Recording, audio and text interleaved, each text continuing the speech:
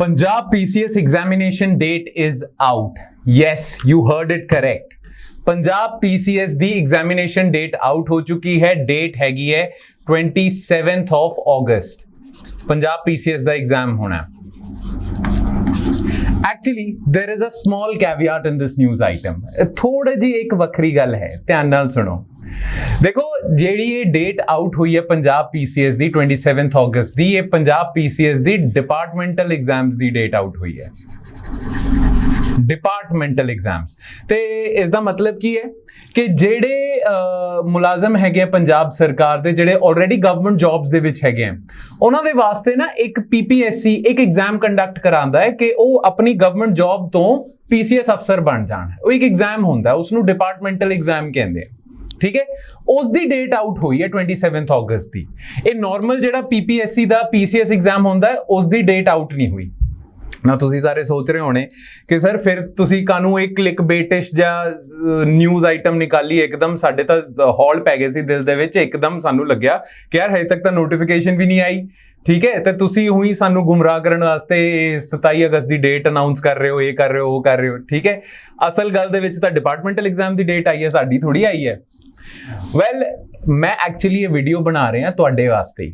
ਦੇਖੋ departmental exam ਦੀ date out ਹੋ ਚੁੱਕੀ ਹੈ, PPSC ਆਊਟ ਕਰ ਚੁੱਕਿਆ ਤੇ ਉਹਨਾਂ ਨੂੰ ਅਸੀਂ ਨਿਊਜ਼ ਦੇ ਚੁੱਕੇ ਹਾਂ, ਜਿਹੜੇ ਸਾਡੇ ਨਾਲ ਤਿਆਰੀ ਕਰ ਰਹੇ ਸੀ, ਜਿਹੜੇ ਸਰਕਾਰੀ ਮੁਲਾਜ਼ਮ ਨੂੰ ਇਹ ਮੌਕਾ ਮਿਲਿਆ ਸੀ, ਜਿਹੜੇ ਸਾਡੇ ਨਾਲ ਤਿਆਰੀ ਕਰ ਰਹੇ ਸੀ, ਉਹਨਾਂ ਨੂੰ ਤਾਂ ਅਸੀਂ ਇਹ ਖਬਰ ਪਹੁੰਚਾ ਚੁੱਕੇ ਹਾਂ।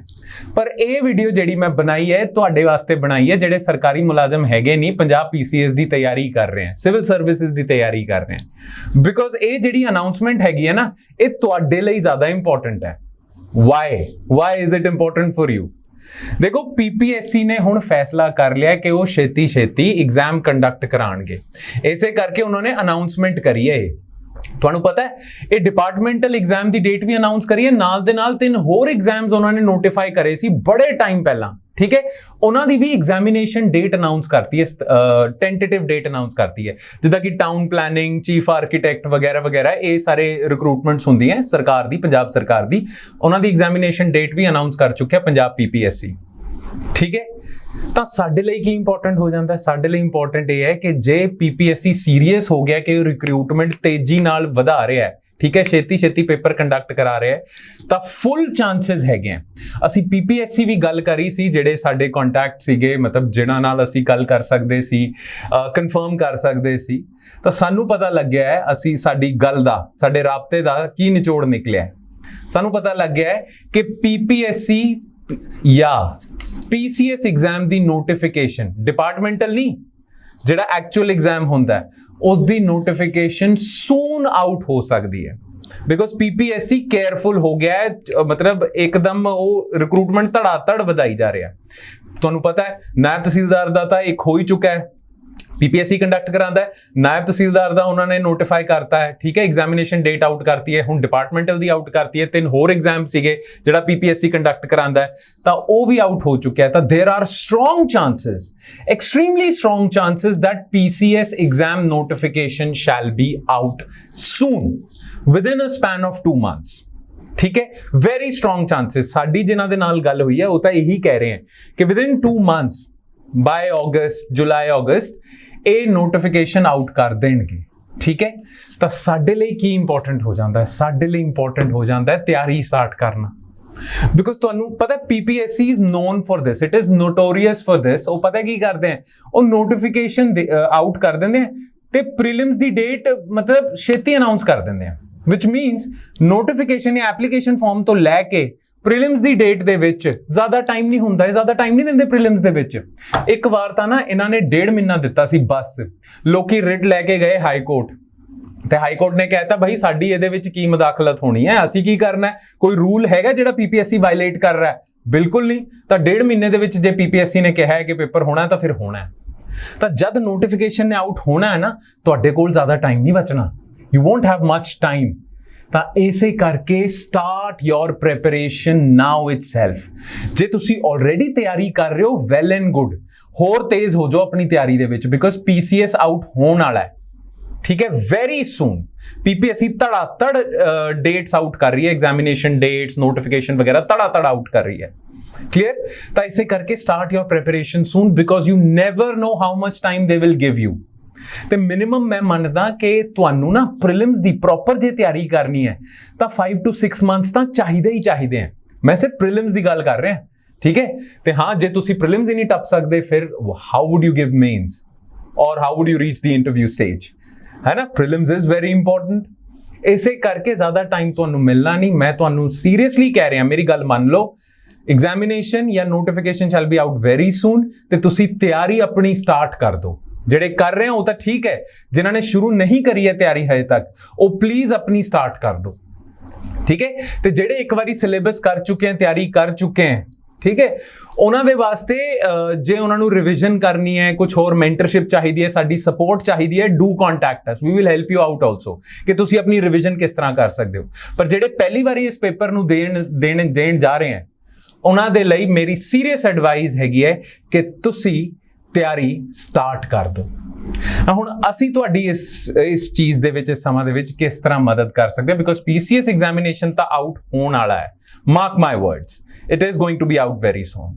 ਨਾਓ how can you begin your preparation?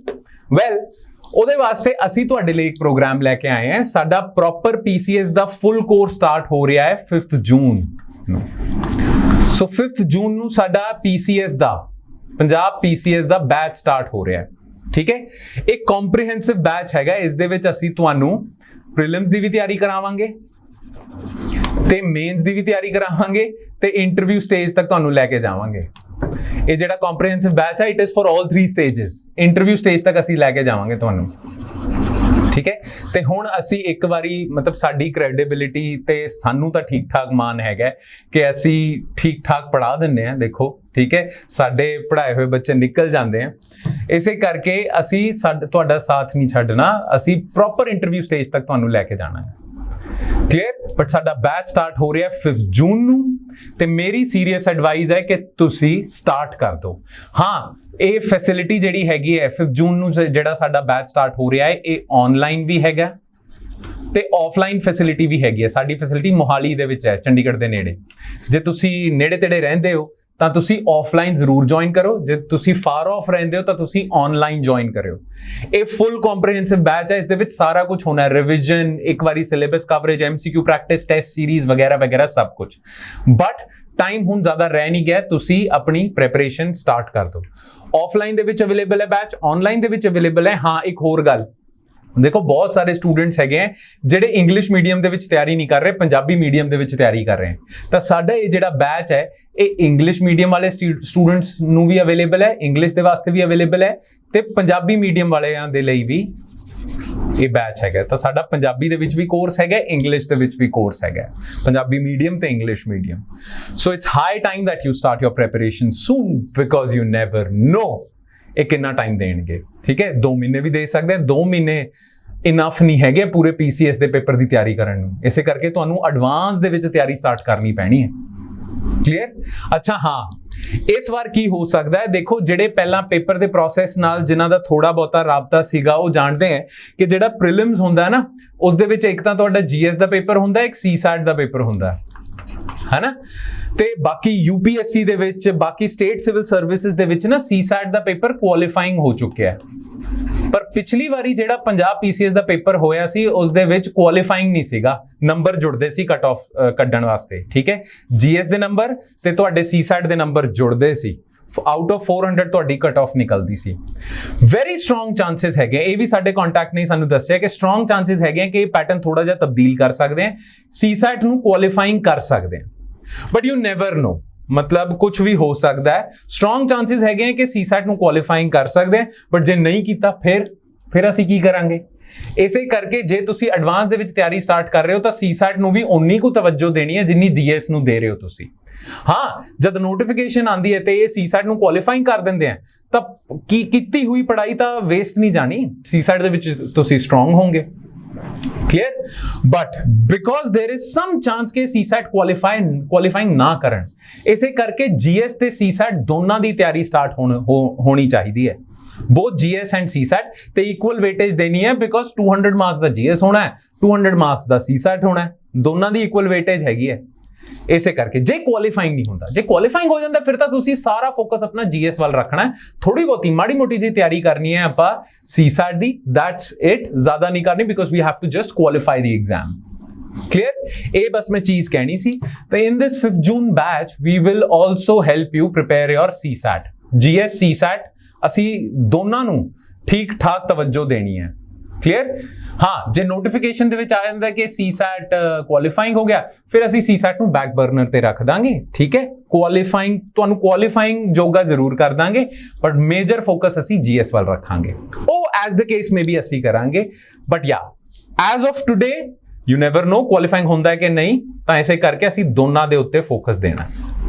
Clear, time ज्यादा नहीं रह गया है, तुसी ध्यान रखो, start your preparation now itself. Punjab PCS कदे भी आ सकता है, ठीक है, because PPSC is getting serious.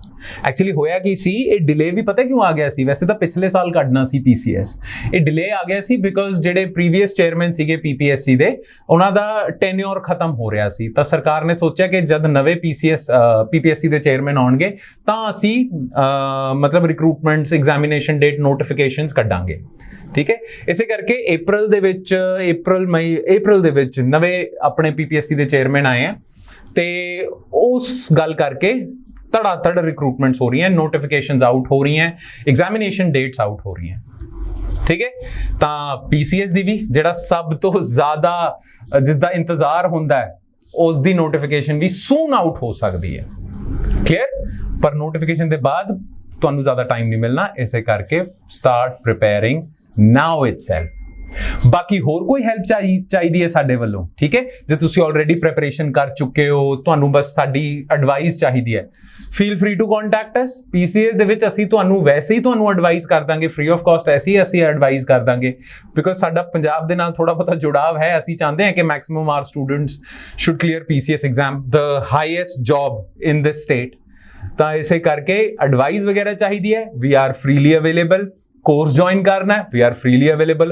होर कोई सहायता चाहिए है, जस्ट कॉन्टैक्ट अस। ठीक है जी, चलो फिर तगड़े हो जो, पेपर आने वाला है। थैंक यू एवरीवन, सत श्री अकाल।